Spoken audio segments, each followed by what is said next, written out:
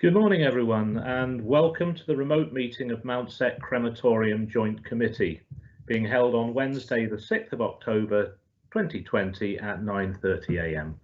I'm Councillor Owen Temple and Chair of the committee.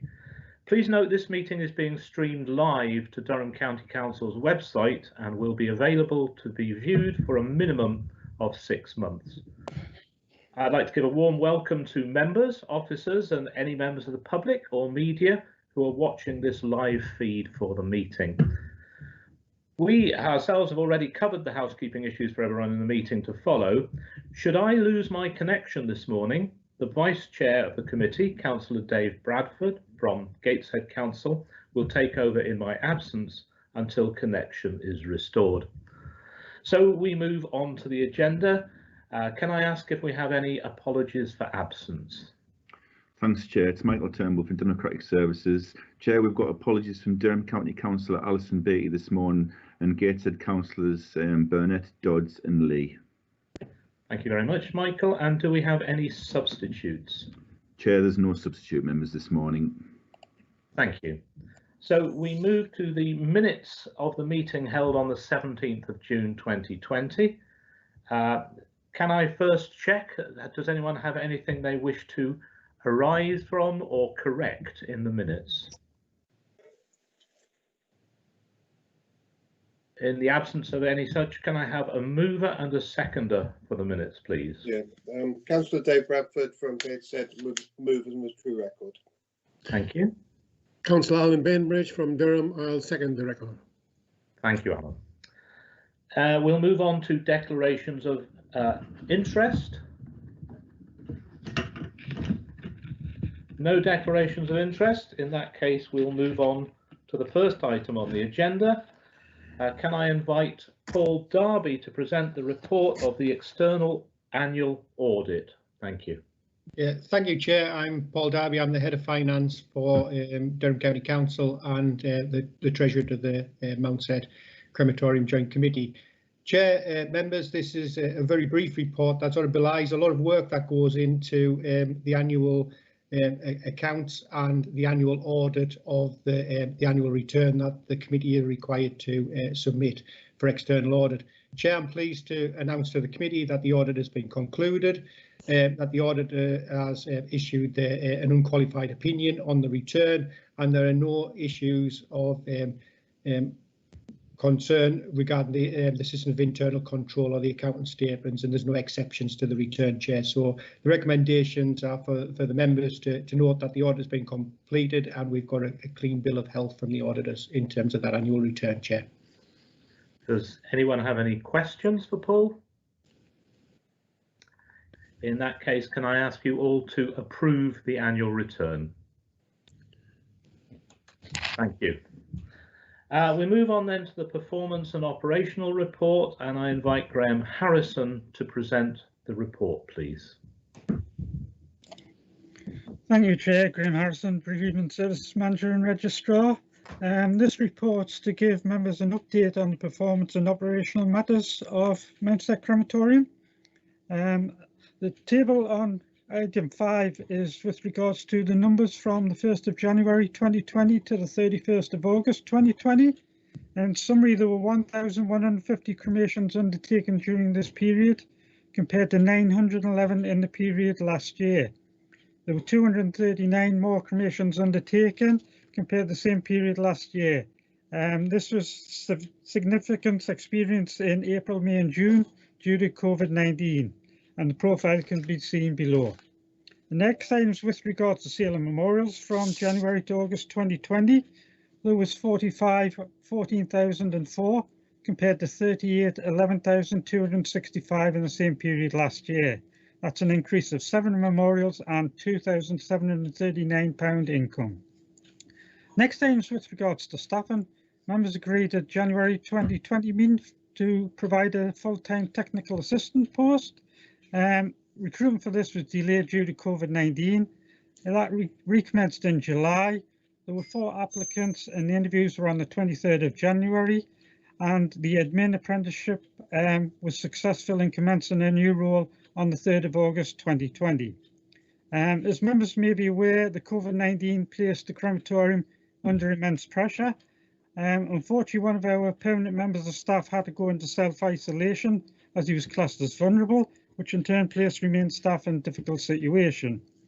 To accommodate the additional workload, extra staff were brought in from other Durham County Council services to cope with the demand. Existing staff were therefore having to carry out their normal duties whilst otherwise training other staff in the roles. Therefore, we arranged to have a bank of trained staff, and we operate a shift system, working 7 days a week. The shift system was in place for 2 months, with staff working 10 hours days, 4 days on and 4 days off, which also included myself and the staff working bank holidays to cope with the demand. The seating within the chapel has had to be removed and replaced with 15 individual seats. Therefore, we have to sanitise between each service, ensuring that the safe distance of 2 metres can be maintained at all times. The staff continue to cope with these demands and are an asset to the crematorium, and I'd personally like to thank them for their assistance during this difficult time. Next item is with regards to the highway signage to the crematorium. Members may recall that an item was raised previously regarding directional signage to the crematorium. Members may be aware there's currently signage at the Brooms and Pickering Nook Point towards Mountsett. After contacting the relevant traffic and streetworks team, they provided the following response. We've looked at the signing in the past for Mountsett Crematorium and is currently signed in alignment with our signing policy and other crematoriums in the area. The sign requirement is only for immediate direction signs off the A692, of which there are 2 existing signs, one opposite the entrance, which is double-sided, and one on the approach to the entrance from the concert direction. Therefore, they're classed as A-road satellite navigation systems and they take directly to the crematorium entrance. Anyone travelling from the Flint Hill area is assumed to be local and therefore know where the crematorium is located. The next item is with regards to recycling and metal scheme. We had extra funds in the collection in 2019 and we nominated Willowburn Hospice. Due to COVID-19 restrictions, a cheque for £10,000 was handed to Willowburn Hospice by myself on the 20th of July without involving the chair or vice chair of the joint committee. Next item is cremation fees. Members agreed at the January 20 meeting to increase the fees from the 1st of April 2020 from £700 to £720. However, due to COVID-19 pandemic, a decision was taken to freeze these prices at £700 during this time. This was in line with actions taken by other councils at the time. During the period the 1st of April to the 31st of August, there were 786 cremations where the £20 increase was not applied, equating to £15,720 in reduced revenue.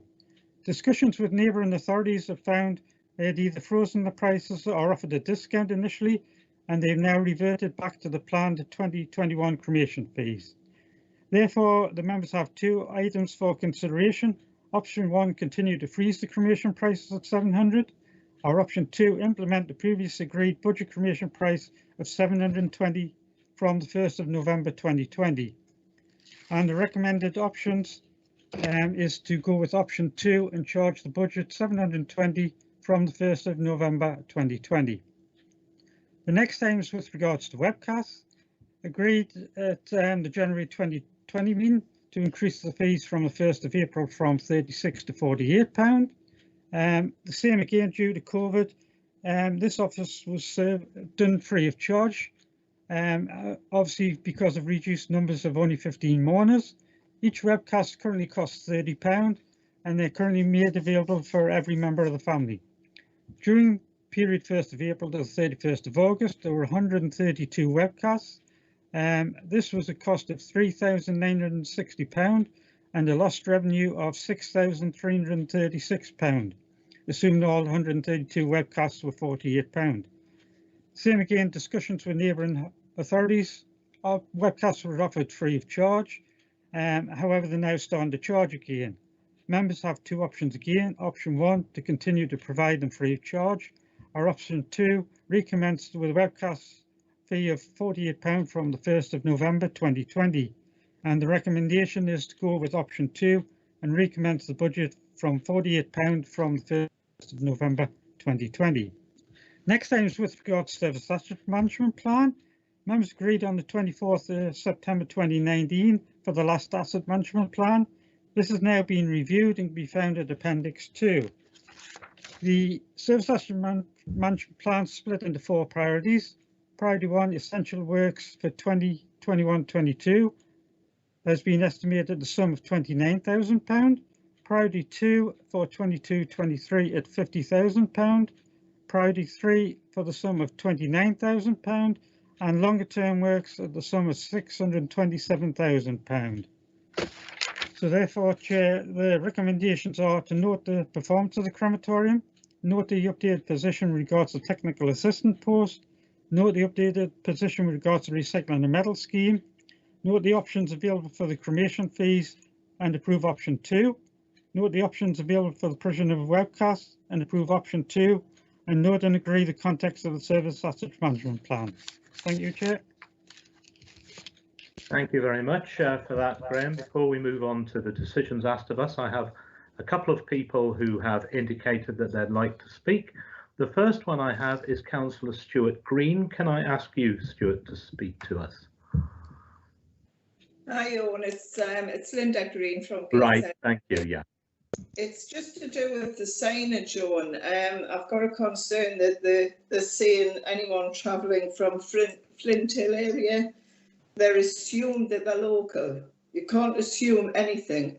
And I think people going to a funeral are very stressed anyway. So I think we should maybe go back and ask about this, because it's the one saying I don't think it's going to be a huge cost. So I think it's something we need to ask about. Thank you very much. Councillor David Bradford. Right, thank you very much, Chair.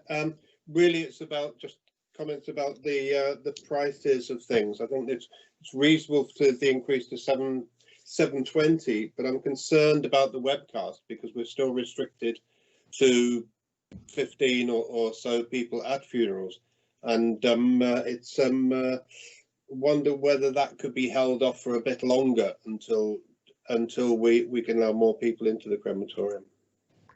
Thank you very much for that. I will come back on that one, but I know that Olga wants to speak next. It may be to pick up the point that Linda Green made. So can I bring Olga in, and then I think we're going to move on to your question, David. Yeah. Yeah. Thanks, Chair. Milburn Tanfield Division. Yes, I do. I was the one who brought it up in the first place, brought it to your attention, Owen. The problem is. We've lost your sound, Olga. Oh, right. That's fine. You hear me now? Right. Yeah. The people coming from, the problem is that people coming from the Durham area are quite often taken through Stanley by their sat-navs. So they're not taken on the straight road down, they come or onto a major road. They'll come in via Stanley and up to Flint Hill.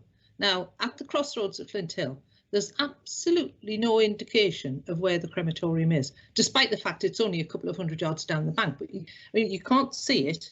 And as you come over from Stanley through Tanfield, there is no indication as to where it is. And I honestly think that, I rather suspect that the reasoning behind it is not so much that it would clutter up the pavement or any of the other things.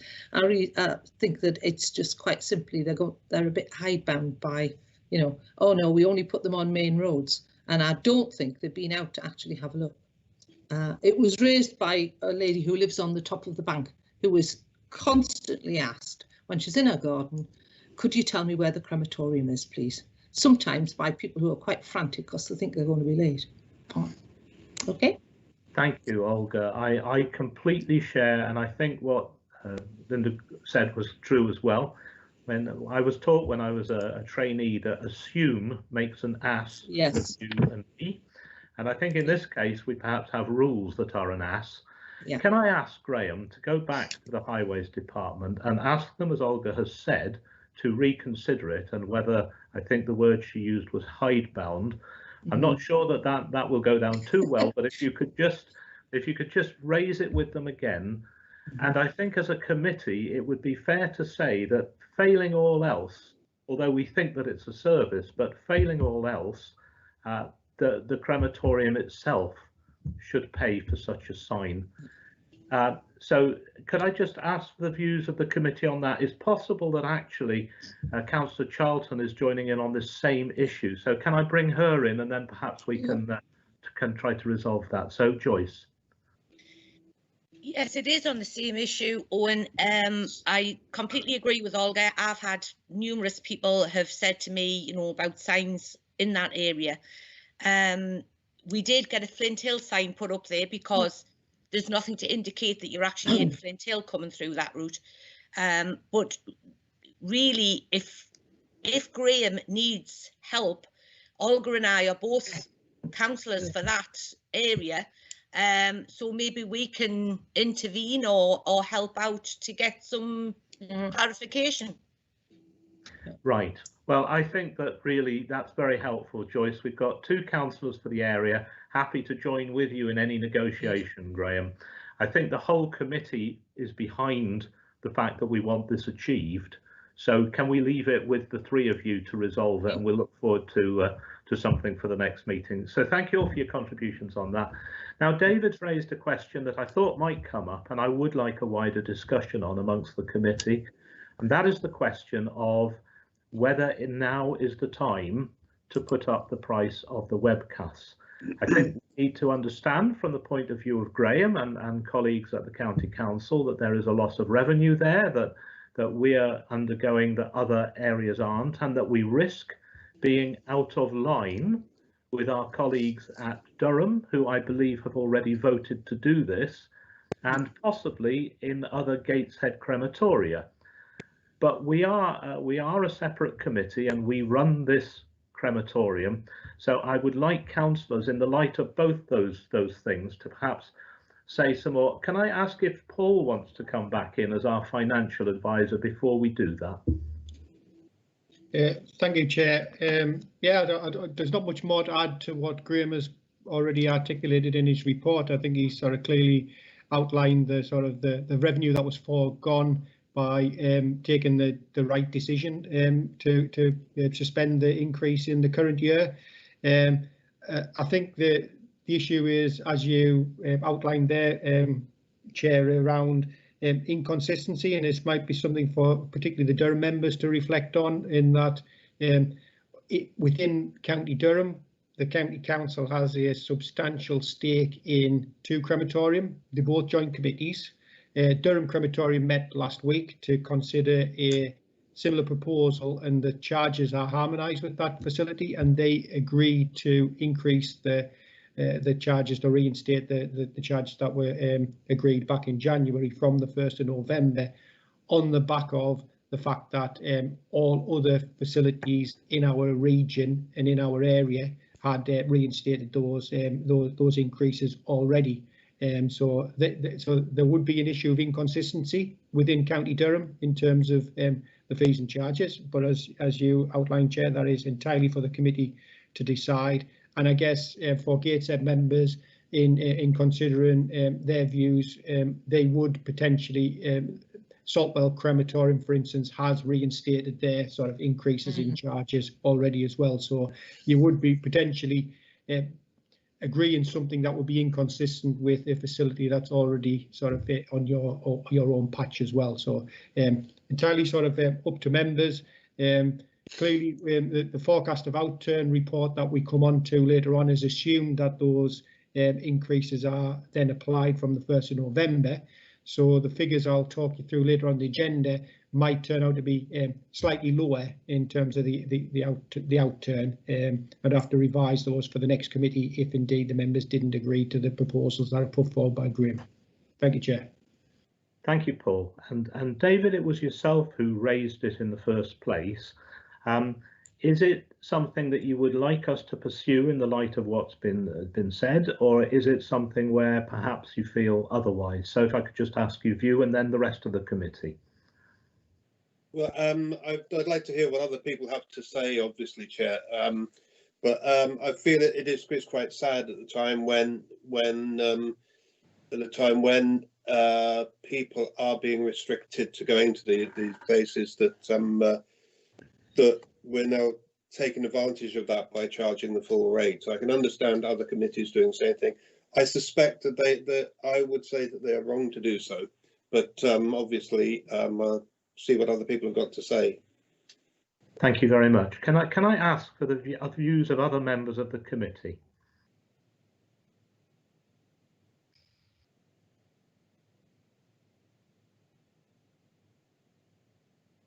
Well, Thank you. it's Joyce here. I have to agree with David. I think it is an unprecedented time, and it's awful. But at the end of the day, I know this sounds callous, but we are running a business. But I do feel that we could maybe consider. I don't know how much these webcasts actually cost us as a crematorium to make. Maybe we could just do them at cost. I don't know, but that's an answer for Graham, really, or a question for Graham. Thank you. So Graham, can you answer that question? And then I have Marilyn and I have Olga. Yeah, thank you, Chair. Currently at the moment, the charge from Wesley for a webcast is £30. Now, obviously, we haven't been putting a charge on, but in previous years, we've only charged the family the £30 to see, and we've actually made no money on them at all. However, the webcasts are increasing dramatically, and what we found is that members who actually can't get into the chapel are actually standing outside and watching the webcasts on the mobile phones. So the numbers are increasing dramatically for webcasts. Thank you. So thanks for that. And we've now got Marilyn, followed by Olga, followed by Carol, followed by Stuart, and finally we have Ian Holt, who I think perhaps will summarise after the next 4 contributions. Thank you, Chair. I just feel we need to be consistent. Has anybody complained? Has there been any backlash with raising the price, Durham's price? Can I take the other contributors? And that's one, please, for you to log, Graham. So that takes us to Olga. Right, thanks, Chair. Sorry, I think mine's just been answered. It was a question. It's been answered. So we're on. Thank you very much. So then, Councillor Carol Campson, sorry. Carol Hampson, Durham. I do feel really sorry about only 15 people being allowed in. I do feel it's a bit unfortunate that the prices are going up. I would like to see if we could do them at cost through the pandemic, but if we've got to do it, we've got to do it. Thank you very much. And Councillor Stuart Green. Thanks, Chair. I just want to agree with David and Joyce. Realistically, it is a business. It is a sad time, etc., but it is a business, and we've got to be viable. Thanks, Chair. Thank you very much. Ian, can I bring you in at that point? Thank you, Chair. Ian Holt, Neighbourhood Protection Manager. These are really sensitive times and really difficult times for our community. But I think the committee's really, for me, captured a whole load of the balance that we've got to maintain. We do have an issue of consistency. That's very clear, and Paul quite rightly pointed to that for both of the authorities. And at the same time, we're trying to do the right thing.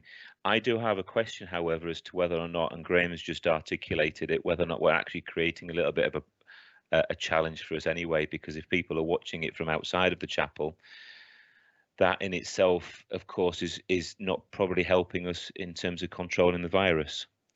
I would ask members just to consider the fact that actually already for the main charges, we're already the cheapest in the region. So we're already at a discount to most other authorities. And I actually believe that's why we get people come from Newcastle and from Sunderland and from further afield, as well as the 2 constituent authorities here. And then, of course, that we're going to see a paper later that's going to talk about the budget position and the budget position in terms of the investment that's about to come in terms of the replacement of the cremators, which is absolutely imperative for us as well. So it is difficult. I think that members have articulated it really well in terms of those conflicts. But I think the biggest issues for me is we're already the cheapest kind of in the region already, and this is an ancillary cost on top of what those are. We would be out of step with other authorities by not bringing it back in. Thank you. I think we've had a fair discussion. I'd just like, for the benefit of the committee, please, to ask Graham if he could just confirm for us then the position at the moment, because we didn't change our charges and what we're doing at the moment, the position of the cost price again, which you did tell us, and then finally the proposal for what we would be charging, so that people know exactly what that position is. And then I'm going to go back to David, I think, just to ask whether he wants this to move to a vote, or indeed anyone else in the committee, whether they want to move it. But Graham, could you just then summarise for us again what we're charging at the moment, what we have been charging before, and what it is proposing that we charge? Yeah, thank you, Chair. So currently, before the pandemic, we were charging £36 for a webcast. Once COVID kicked in, we decided to do that free of charge. Therefore, the number of webcasts has dramatically increased month by month and still continue to increase. The proposal for option 2, Chair, was to increase the charge from £36 up to £48, and that's from the 1st of November. Thank you. So I hope everyone in the committee is entirely clear about what we have been doing and what is proposed. The proposal in the paper is that we accept the recommendation of option 2. I think that's right, isn't it, Graham? Yeah. Do I have a counter proposal to that, or an amendment to it, or are we accepting the proposal there? So does anyone have an amendment to offer? Or does anyone have an alternative motion to move?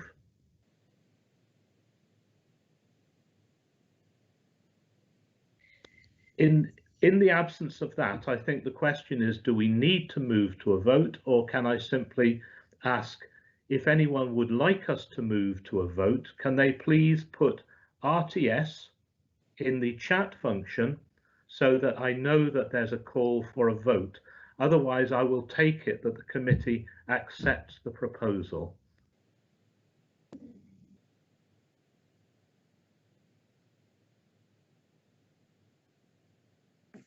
Having admitted my own slowness in typing, I think if anyone was going to type, it would have happened by now. So I'm going to take that as acceptance of the proposal. So the proposal is that we will increase the charges to the ones that we had actually budgeted for the whole year. So basically then, just to run through, because we've had quite a debate, we've asked to mostly note the report, but we are asked to approve option 2, which we have done. We're asked to agree the content of the service asset management plan, and that then will be this item complete. So since no one has indicated a desire to speak again on this, all of those are agreed as per the report, and we will move on, if we may, to Paul Darby introducing to us to the financial monitoring report. Thank you for that. Yeah. Okay, thank you, Chair. This report looks at the financial position of the crematorium in the first 5 months of this financial year, so it's covering the period April to the end of August, and then using that information and intelligence and discussions with Graham, and using the activity that's happened to then sort of forward project to see where we expect the financial outturn to be for the committee against the budget that we agreed back in January. Clearly, since we set the budget in January, there's a number of events that have happened that have a material impact on the budgets for the current year, not least of which the pandemic and the impact that had on the numbers of cremations, strain and stress that put on the cremators and the facility itself, the fact that we had to bring in additional staff to meet that demand, but also there was some significant one-off items that we had to incur in the current year. And then we factor in the fact that that the planned increase in the charges wasn't implemented, was suspended for across this period. And all things considered, the budget that we agreed back in January is turned out to be quite a different proposition when over the first 5 months. What the report outlines is that when we factor all of that into account, we anticipate that the surplus generated by the committee will be around about £192,000 less than the position that we budgeted back in January, and I'll touch on the reasons for that in a second, Chair. And factoring that outturn position into account, we expect the retained reserves of the committee at the end of this financial year to be around £469,000, with a general reserve of £298,000, given a total reserves and balances position of £767,000. Chair, if I would bring members' attention to the table that's on page 66 of the papers that just show you the budget position. And what you'll see there is, against the original budget that we set back in January, we anticipate that gross expenditure will be just under £392,000 more than what we budgeted for, and will overachieve our income target by around £199,000. The net of those two figures is the £192,000 I just referenced, which will be taken from reserves at the end of the year. Chair, the major items of change in terms of outturn versus budget are detailed in paragraph 12 onwards, and you'll see that there is a forecast overspend on employees for the reasons Graham outlined in his report around bringing additional staffing into the shift system and the overtime and training costs that were associated with that, of around about just under £30,000. The premises expenditure is the major element of difference in expenditure, and that is forecast to be £346,500 more than the budget, but that's dominated by one significant major works, which was the £325,000 we spent on the temporary cremator purchase and installation, as members will be aware from earlier discussions in the committee. There are then a sort of series of further under and overspends against other budget areas in supplies and services. We've got as cremations have increased, obviously there is an increase in medical referee expenditure, and there's been an increase in the costs for webcasts, etc. Chair, the position is still a financially sound position, but there are some significant items that weren't envisaged when we set the budget back in January that are being accommodated into the forecast of outturn. The forecast, as I said earlier, did assume that the cremation fee increase and the webcasts would be reinstated from the 1st of November, and they've been fully reflected in these forecasts. We clearly need to keep a very close eye on the financial position of the crematorium as we move across the next few months, Chair, and we'll be looking to bring a further update to the committee at its meeting in January. Happy to take any questions that members might have on the report, which is a very detailed and comprehensive report, which gives a sort of a very detailed explanation of the under and overspends against the assumptions that were built into the budget, Chair. Thank you very much, Paul. Does anyone have any questions for Paul?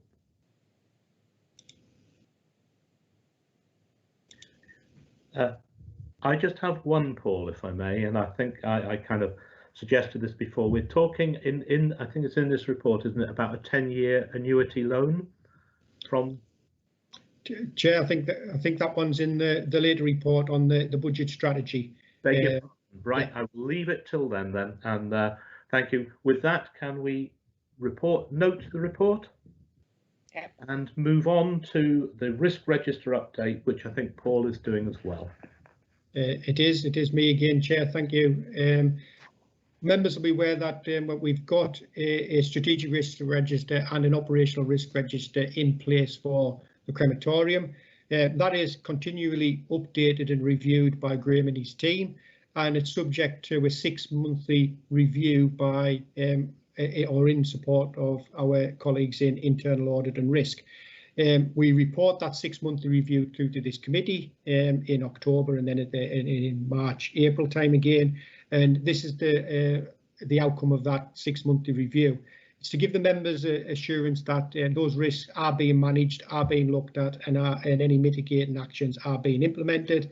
You'll see from the report, Chair, that there is no proposals in terms of any new risks to add to the register, or any escalation of any risks or de-escalation of any risks, although a couple of the risks around the suspension notice under Regulation 37 and managing excess debts, there's clearly been a lot of work that's gone on over the last sort of 6 months, and those actions have been reflected in the risk register, but not to the extent that it changes significantly the level of risk that warrants any sort of further action at this stage, given the decisions of the committee around replacing the cremations, the cremators themselves. So there's a full schedule of the risk profile attached. The current risk register is attached at Appendix 4 to the report, and the profile of the risks is at Appendix 5 to the report, Chair. So it's largely for information and to give members assurance that the risks are being managed and are being looked at,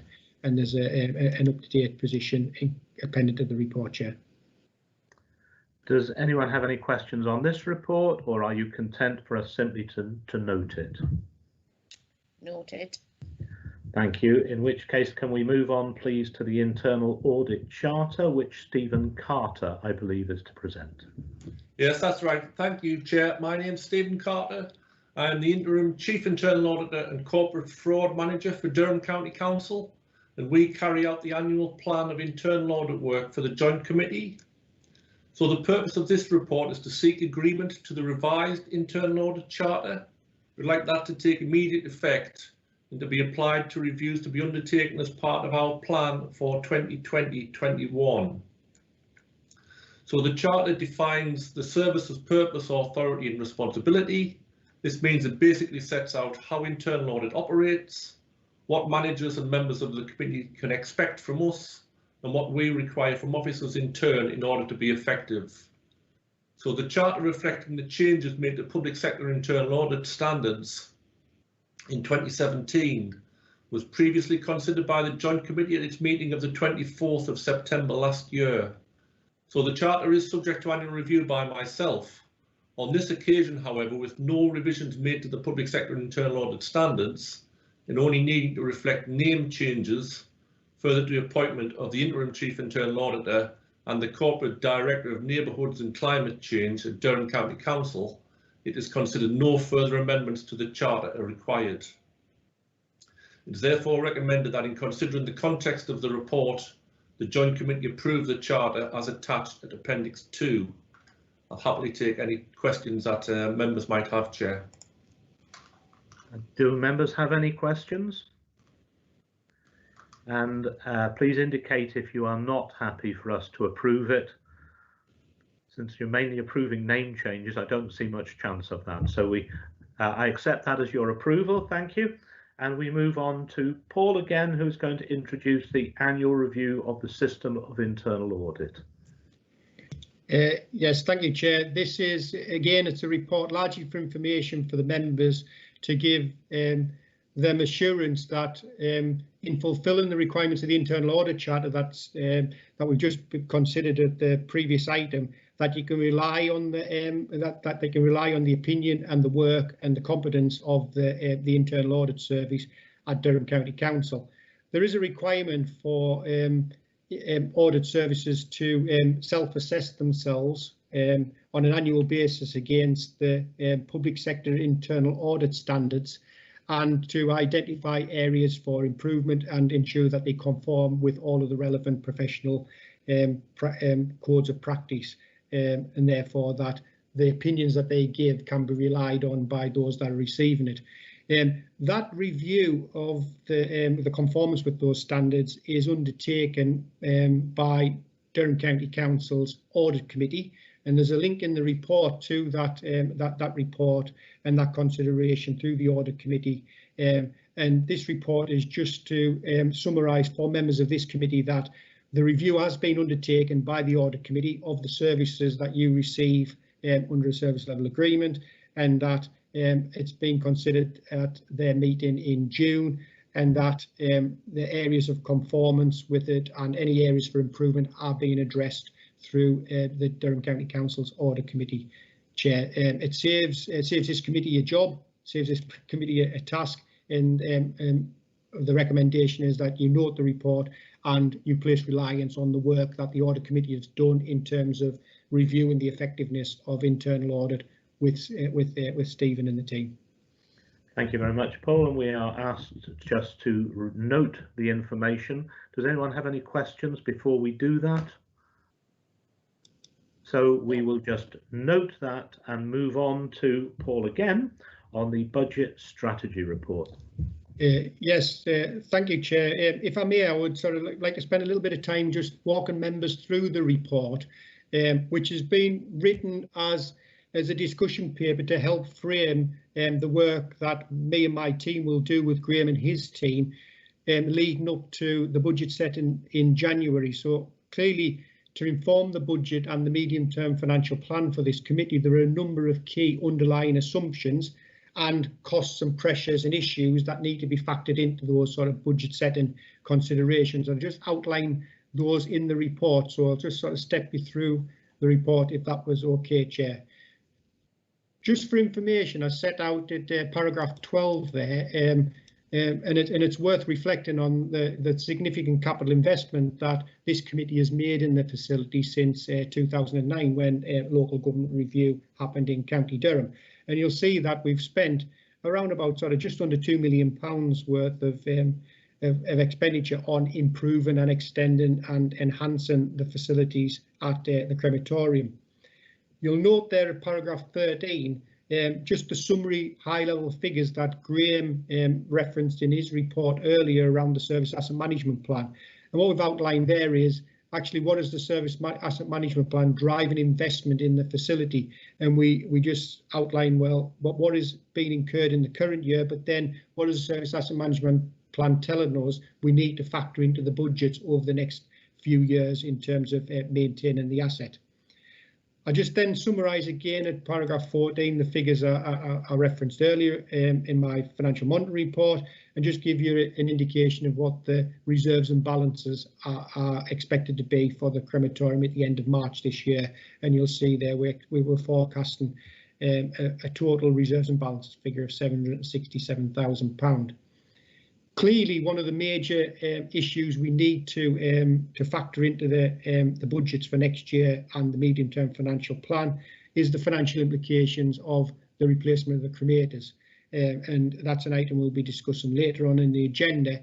But in financial terms, the cremator replacement is estimated at just under £1.7 million, and there's a little bit of a breakdown of the cost structure for that, and clearly. We haven't got sufficient earmarked reserves for that to be totally funded from within the existing resources of the Mountsett Crematorium. So what I outline at paragraph 18 is that the committee will be faced with sort of taking out some potential borrowing, some loan finance to fund the element of the capital investment in the replacement that cannot be accommodated from within the existing facilities. And that will be by way of a 10-year annuity loan from Durham County Council. And I just outline in paragraph 20, based on a 3% interest rate, and annual payments on an annuity would be just under £151,000. Having taken out that loan, we then have to then service that loan and include that as an expenditure item within the budgets from next year. We've had to forecast that, and include that in the medium-term financial plan forecast, which I'll touch on in a second.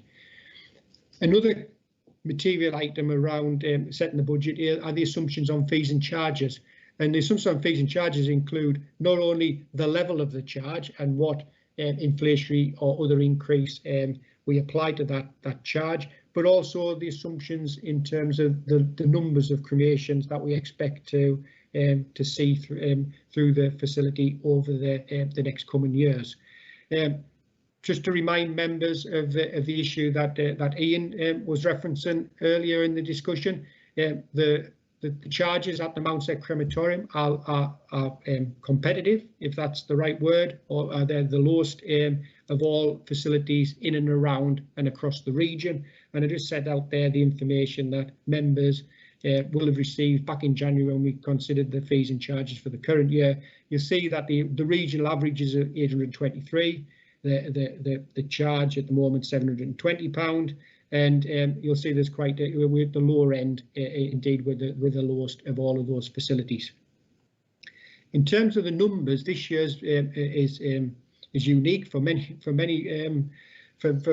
reasons, but we anticipate to be undertaking around about 1,600 cremations this year, which is over 300 more than what we budget for. We budget for 1,300 cremations, and you'll just see some information there at paragraph 24, members, on the levels of cremations that have been undertaken in the last so many years, and you'll see consistently we've overachieved 1,300 cremations, and in some years, or 2 years ago, by only 30, last year by 99.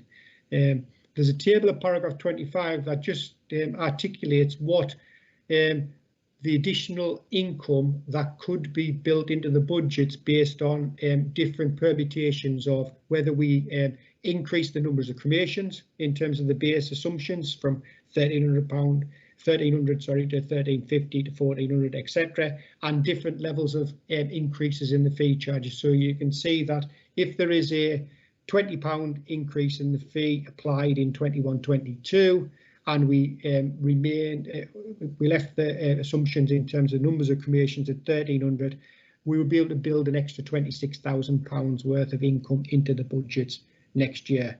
The proposal at this stage and what's being built into the medium-term financial plan mirrors the considerations at the Durham Crematorium, and we're working on a basis of a £20 increase in the fee for 21-22. But in terms of the medium-term financial plan, again on a prudent basis, I'm recommending to the committee that we retain the level of cremations to be assumed at £1,300, 1,300 cremations next year. In terms of the surplus distribution, members will recall from the meeting last year that we applied an increase in the distribution of the surpluses to both Durham and Gateshead in the current year, and we're not proposing to change that across the coming years for the facility.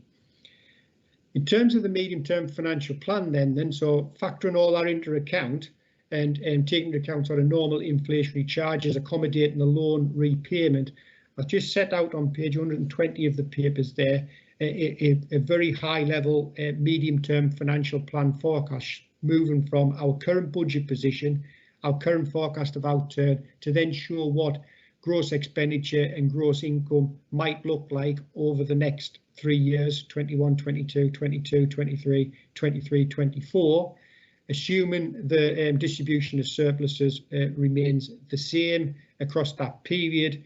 What that might mean in terms of the reserves and balances of the crematorium, all things being equal, and I would expect that in normal events across that period, the cremation numbers might be ever so slightly higher than what we assume, and therefore the position might be a little bit more improved than what I'm presenting here to members. But on that prudent basis, we would be moving from a position of around about £767,000 worth of total reserves and balances at the end of this financial year to, by the end of March 24, just being around about £600,000. The inclusion in the forecast of a 10-year annuity, the new cremators would be expected to last sort of 20 years.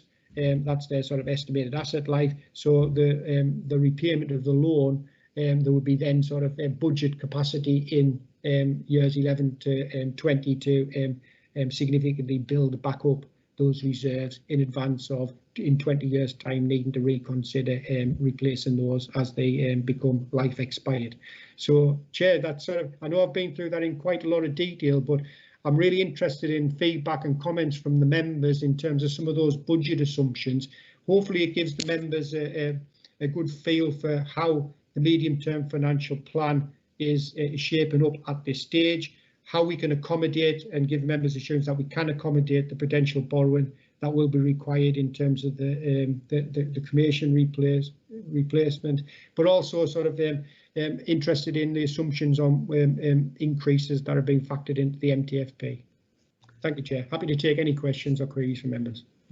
Thank you very much, Paul. I think it's very important that you took us through that in such a careful and thorough way so that we understood the position well. Do members of the committee have any questions for Paul arising from his report?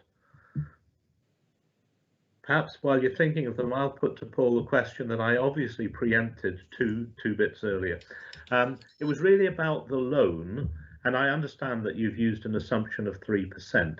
But what I was wondering was whether you think we will be able to negotiate with Durham County Council, from whom we're talking of borrowing, a rate that is the equivalent of the Public Loans Board, whatever that may be at the time when we come to take the loan. And of course, they are at historically low levels at the moment, but without the penalties that come for early repayment, because this crematorium has got a very good track record of being able to manage its budget effectively, and I would like us to be in a position that we didn't have to borrow for 10 years if we could borrow for less without any kind of penalties attached. So what do you think the chances are of negotiating with Durham County Council a loan at those rates, but with the ability to repay early if we're in a position to do so?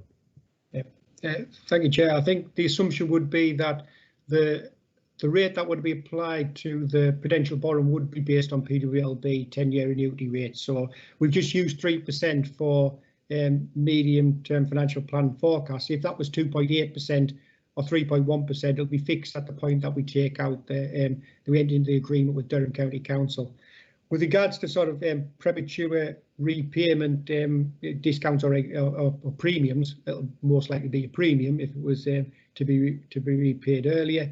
That would be something that I could put certainly to the Treasurer, the Corporate Director of Resources, and say that would be something that the committee would look to do, and I'm sure the council would sort of give that due consideration, Chair. But if that was something that the committee were wanting me to press, then that's fine. I must say, in Durham Crematorium took out a potential loan to fund the replacement of their cremators, which was 9 and a bit years ago now. And whilst they have significantly built up their reserves in the meantime, they still kept the budget provision in and let the loan just run for the full 10 years and just built up their reserves rather than sort of pay it off earlier. And sort of, you know, the interest on a 10-year annuity of that level at that interest rate is not that significant, so they didn't enter into that. But I could ask the Treasurer to the council if that was something the members wanted us to approach him on. Am I alone in this, or would anyone else like Paul to approach the Treasurer on that basis? There's the odd nod. Perhaps you could feel your way with it, Paul, and see and report back to us at the next meeting. I do have a request to speak, and that's from Councillor David Bradford.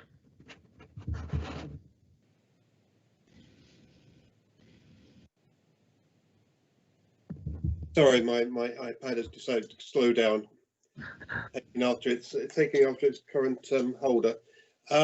No, I was basically just saying I agree with what you're saying there. I think that it would be better if we could gather up the reserve. Because of recent history, we don't particularly want to be in a position where, if anything does go nastily wrong, we're stuck with a annuity plus further things. It'd be better to err on the side of cautions and pay back debts as soon as possible. So I don't know how much that will save us. The other side is building up reserves. I don't know how much Graham makes on these reserves, whether he puts them to the local betting shop or whether he invests them on the stock exchange. So I don't know whether he's making more than 2.9 or 3.1%. But I would agree with you that, Owen, that it will be better to pay off the debt as soon as possible. I think it's Paul who takes the money. I mean, I guess I could answer that. I guess no council will be achieving anywhere near 3% on their sort of investments on their treasury management side. I mean, the base rate is at historic low levels, and the investment rates reflect that. The fact is that government implemented a sort of a 1% increase in PWLB borrowing rates around about sort of a year ago. So that the PWLB borrowing rate is artificially higher than what it would have been traditionally. It was a measure that the Chancellor introduced a little while ago. So we've used 3%, and but 18 months ago those interest rates were sort of in the one and a bit percent territory. So the rate at which we can borrow from the PWLB bears no relation to the level of returns we can secure safely through investing our cash. Indeed, sort of in the current account, it generates little, if any, interest, and even on investments, you're lucky to get 1% these days. So the answer is very little. Okay, thank you very much. I think we'll leave that one with you, Paul. Does anyone have anything else to raise? But I think Dave's question actually reinforced the point that it would be in our financial interest to have penalty-free early repayment, and therefore we would like it. So if we move from that, then I think that nobody has any questions. We are asked to approve the proposed increase in free fees and charges identified in the report, to approve the proposed loan identified in the report, and obviously subject to our discussions, and agree to review the budget strategy in 2 years' time in preparation for the 2023-24 budget setting. So we're looking well past certainly our next set of elections in County Durham. So is everybody happy to approve and agree those items? Thank you very much. So that is agreed. Now, I have not been notified of any other business for this section of the meeting, and we are about to consider a report of commercial sensitivity, and therefore I would ask, is there anyone who's prepared to move the exclusion of press and public from the remainder of the meeting? Yes, I'll do that. Councillor Dave Brad from Gateshead. I so move that. Thank you. And do I have a seconder? Yes, I'll do that, Chair. It's Councillor Alan Bainbridge from Durham. I'll second that motion. Thank you very much. So thank you to anyone who's been watching this. This broadcast will now end, and I'd ask the members of the committee to remain silent for 30 seconds or so whilst we actually disconnect the broadcast.